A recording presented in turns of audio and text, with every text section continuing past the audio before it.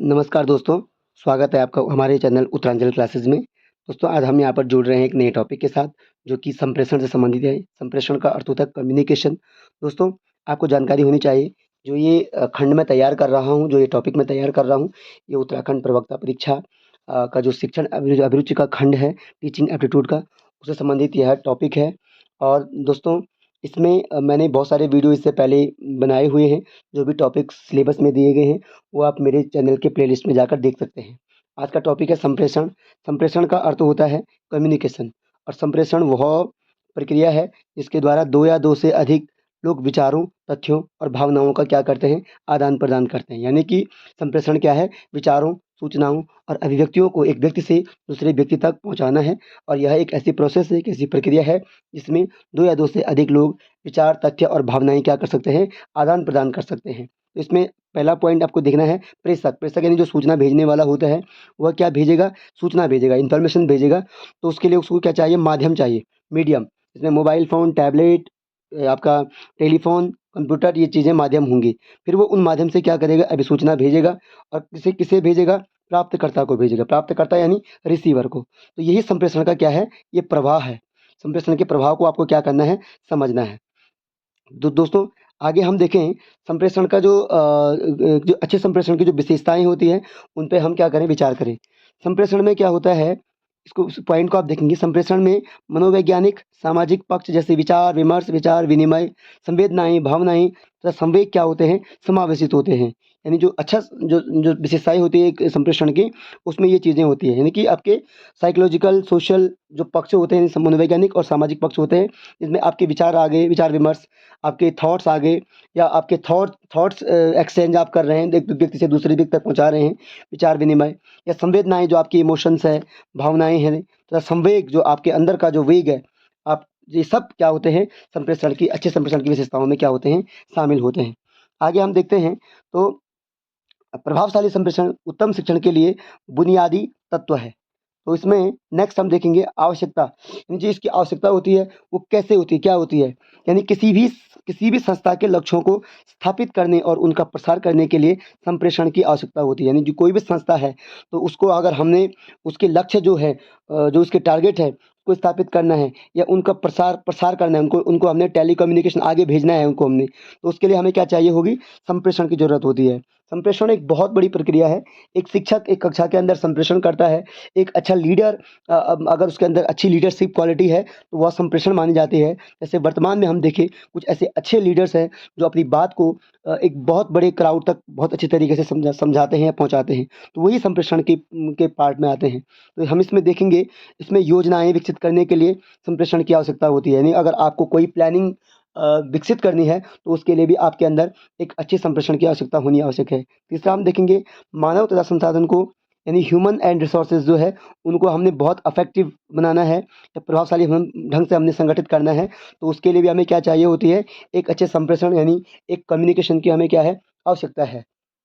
चौथा देखेंगे तो कार्यरत व्यक्तियों के निष्पादन पर नियंत्रण रखने के लिए संप्रेषण की आवश्यकता होती है। यानी किसी भी ऑफिस में जो बॉस होता है वो अपने एम्प्लॉइज़ को किस प्रकार से डील कर रहा है, उनको किस प्रकार से उनके साथ एक संबंध स्थापित कर रहा है, तो ये सारी चीज़ें क्या होती हैं?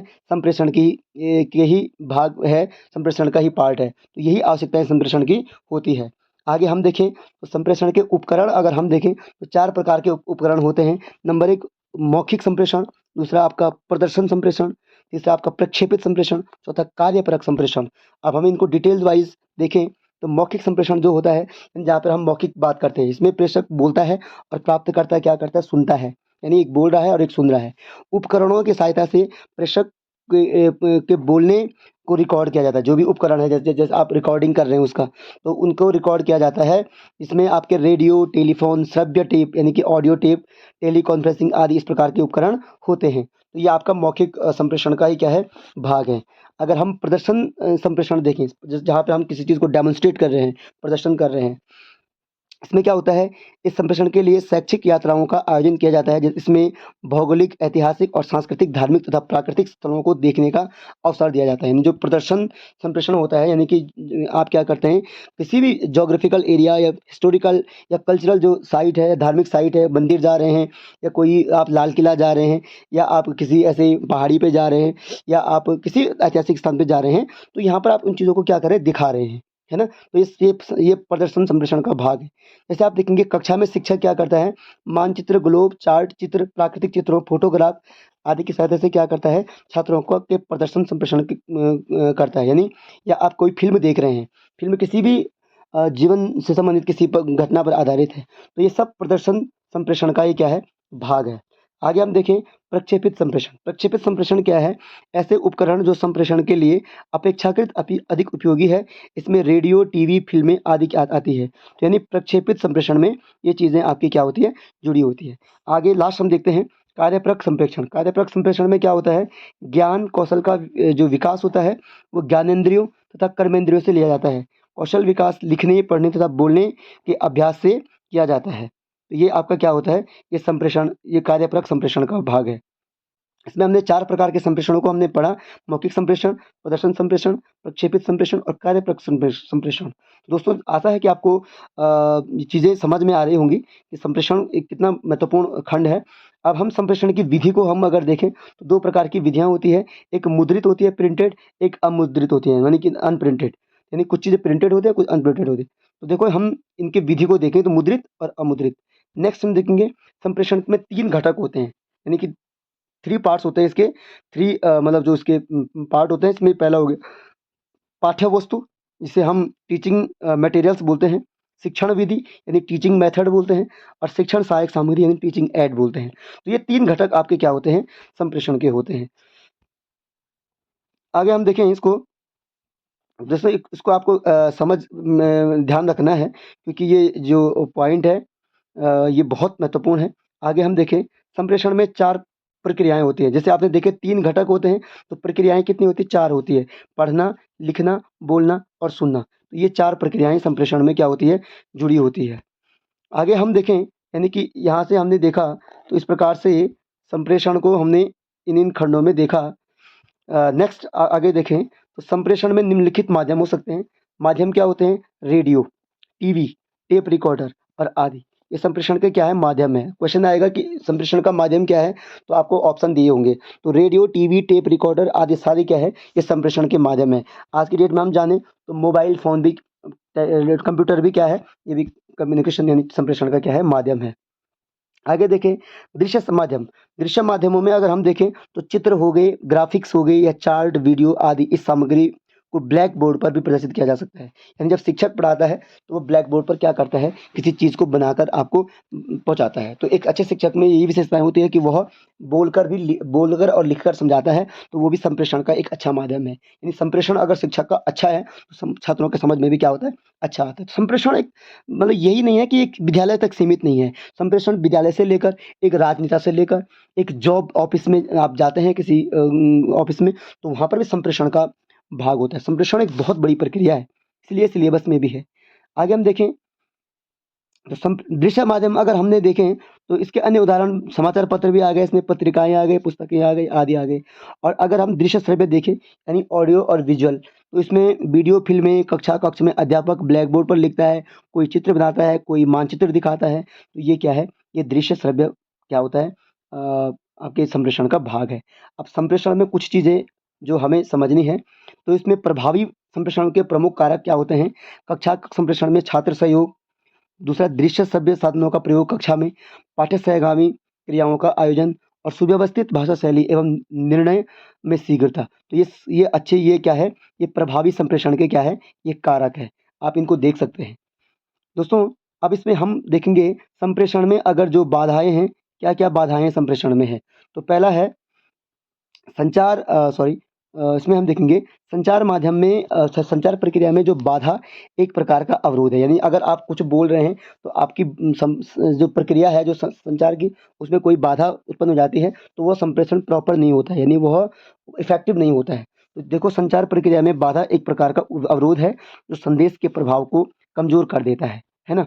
तो परिणामतः संदेश को ग्रहण करने व उसको प्राप्त या अर्थ को समझने में जो प्रापक होता है, जो प्राप्त करने वाला होता है, तो वह क्या उसको क्या होती है, परेशानी होती है। इसमें जो विकृत होता है, फीडबैक होता है, वह सही नहीं मिलता है ना? है ना? अगर एक अच्छा संप्रेषण नहीं होगा, तो जो जो उसका पृष्ठपोषण होगा, जो उसका फीडबैक होगा, वो अच्छा नहीं मिलेगा। अगर अच्छा कम्युनिकेशन है, अच्छा संप्रेषण है, बाधाएँ कोई उत्पन्न नहीं हो रही है, तो वह प्रॉपर क्या होगा, प्रेषक तक जो आपका प्राप्तकर्ता होता है, उस तक पहुँचता है।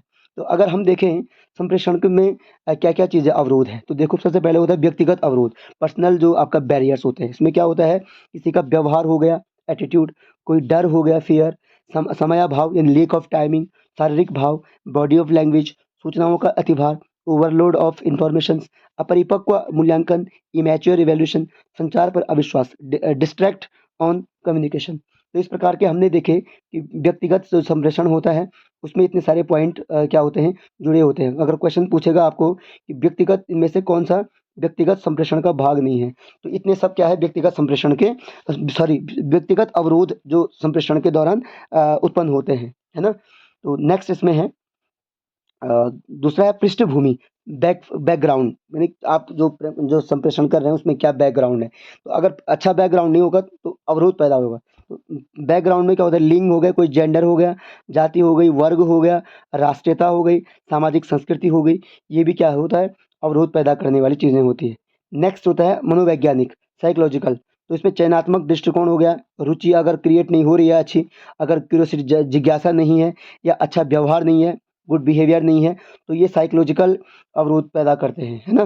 तो अगर यहाँ जैसे यहाँ पे हमने देखा डर, अगर आप कोई चीज़ कोई क्लास में पढ़ा रहे हैं, आपके अंदर एक डर का भाव है, तो वह एक अच्छा कम्युनिकेशन नहीं होगा, अवरोध पैदा करेगा, है ना? तो ये चीज़ें क्या है, ये अवरोध की है, जो अवरोध पैदा करते हैं, जिसमें हमने देखा कि व्यक्तिगत अवरोध है, पृष्ठभूमि है, या मनोवैज्ञानिक है ना? जिसमें आपने चयनात्मक रुचि, जिज्ञासा और अच्छा व्यवहार पढ़ा।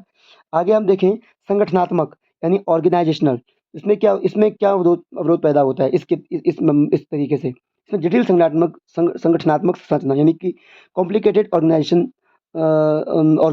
स्ट्रक्चर क्रिएट होता है ना? यानी आपके अंदर जटिलताएँ हैं और आप कोई चीज़ कर रहे हैं तो वो चीज़ें नहीं, आपको कम्युनिकेशन अगर करना है, बेहतर कम्युनिकेशन, तो आपके अंदर फ्लेक्सिबिलिटी होनी चाहिए, है ना? एक लीनियंसी होनी चाहिए आपके अंदर, तो ये चीज़ें हैं।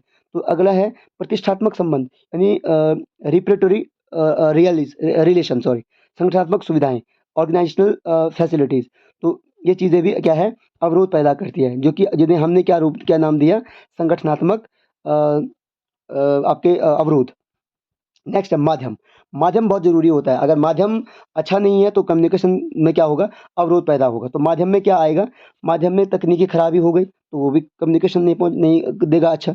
गलत माध्यम का अगर आप चयन कर रहे हैं, तो वो भी अवरोध पैदा करेगा। माध्यम का अगर आपको ज्ञान नहीं है, तो वो भी अवरोध पैदा करेगा। तो यानी यहाँ पे हम कुल मिला के क्या कर रहे हैं कि जो अच्छे संप्रेषण में जो भी बाधाएँ होती है, जो जिसके अलग-अलग भाग हम यहाँ पे समझा रहे हैं। दोस्तों एक क्वेश्चन कहीं से पूछा जा सकता है, मैं टोटली सारी चीज़ें यहाँ पर डिस्कस कर रहा हूँ। एक ही वीडियो में आपको सारी चीज़ें उपलब्ध हो जाएँगी।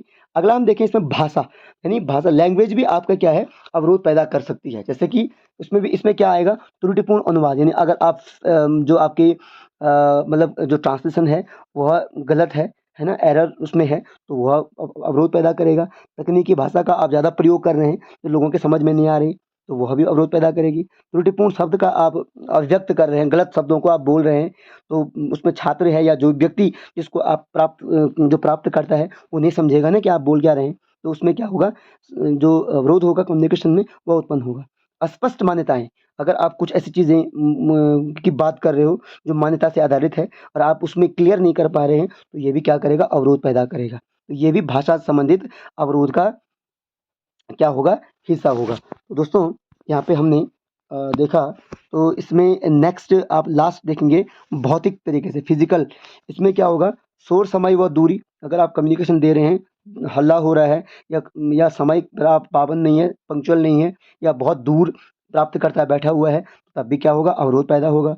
वित्त संबंधी बाधा, यानी कुछ ऐसी फाइनेंशियल जो बाधा उत्पन्न होगी, यानी आपके पास अच्छा माध्यम खरीदने के लिए पैसा नहीं है, तो वह भी क्या करेगा, अब कम्युनिकेशन सही नहीं प्रोवाइड कराएगा, है ना?